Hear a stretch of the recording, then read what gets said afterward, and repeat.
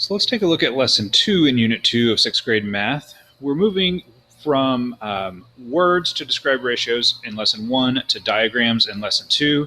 And one of the big goals of this lesson as students begin to draw diagrams, which will eventually move to double number lines and that kind of thing, is for the diagrams to be simple. So when you're talking about a cup of water, a kid doesn't need to draw a cup and make it look pretty.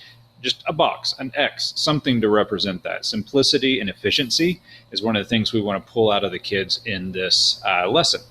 So in the first one, we're looking at math skills that the kids should have of division and multiplying by a fraction, and may or may not be able to pull out that multiplying by the reciprocal is the same as dividing, but that's kind of where we want to head with that. In activity 2, students are going to use this picture to answer the questions and look at different diagrams and write sentences based on their partner's diagram and make sure that they are correct. The nice thing about this is since it's a picture of snap cubes, probably students will use very simple and straightforward diagrams. So it'll start them off with something simple to draw to hopefully that continues in the next activities. So here we're using blue paint and white paint, and students are going to be using the diagram that's given to discuss and make sure that they can correctly identify sentences that match up with that diagram. And then in the second one, they're going to be drawing their own diagrams and writing their own sentences.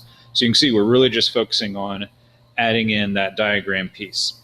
In the card sort in activity 4, students are going to be sorting cards to match a sentence description to the diagram description, and making sure that they can explain to their partner how they know that these two match. The legend is right here, so what the circle, square, and triangle each represent. After students have worked through that, make sure that they are clear on what's going on, and then they can have a good discussion at the end based on some good questions in the activity synthesis. So take a look at that. They had some really good questions to help with that. And then the summary pulls back to complex diagrams versus simple diagrams and making sure that our students can draw these simple diagrams so they don't have to spend too much time on the diagrams as they help them with their thinking.